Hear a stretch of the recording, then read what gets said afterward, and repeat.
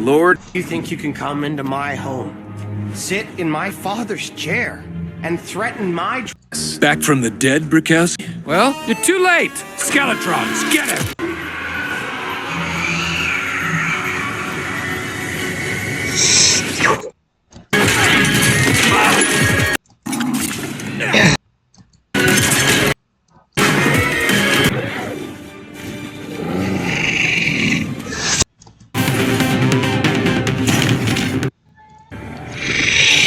What?